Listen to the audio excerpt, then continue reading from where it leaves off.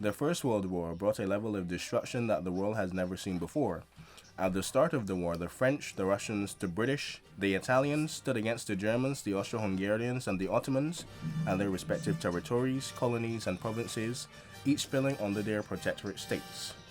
Every corner of the world was forced to take a side, officially or otherwise. Neutral nations would be asked politically at first, but were quickly strong-armed into supporting one side or the other. This same fate could have befallen the Afghans in Afghanistan, who were distrusting of the British India to the east and the Allied Russians to the north, if the negotiations did not go spectacularly wrong.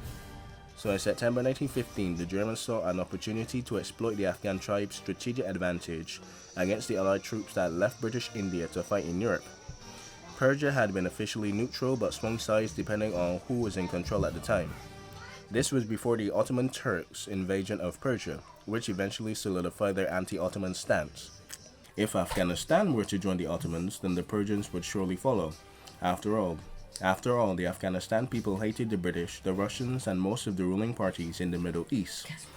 All that stood in the way of a Central Powers controlling Middle East and a wide open caseway through India was a hesitant Amir Habibullah Khan, then the leader of Afghanistan. The Ottomans leveraged much religious control over their fellow Muslim nations, or jihad.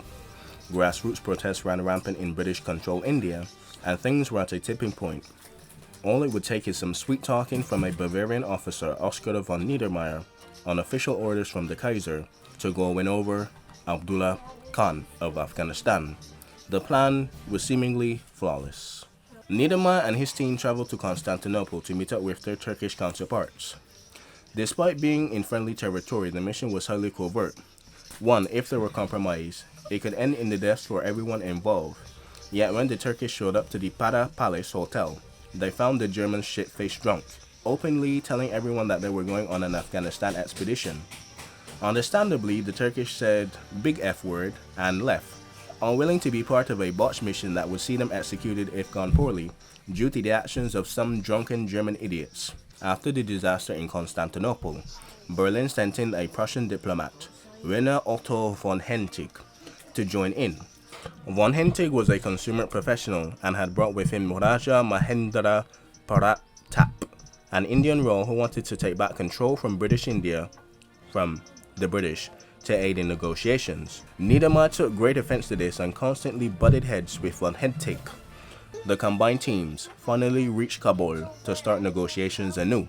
So von Hentig and part of TAP made friends with the Afghanistan ruler. Meanwhile, Afghan print media started to stir up anti-British sentiment. Months went on and negotiations continued.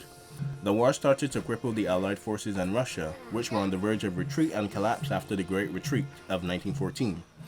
Amir Habibullah Khan ordered the drafting of a treaty of friendship to establish an agreement between the Afghanistan people and Germany.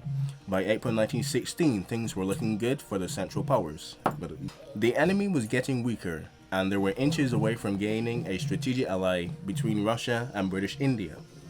They were of course, to celebrate in the truest of German fashions with alcohol. So the details of the events are hazy since, it's World War I and mystery and legend and lore. But it is widely assumed that they got shit-faced once again, this time in a Muslim country that prohibited alcohol and were strictly forbade alcohol, as they were Sunnis or Shiites. Basically, they hated alcohol. This turned into a strong condemnation from the Afghan leadership, even those who are once supporting of the cause. So the Niedermeyer von Hentig expedition was sent packing. Soon afterwards, Persia was then invaded by the Turks or the Ottoman Empire, which gave rise to a hardline hatred for the Central Powers in general.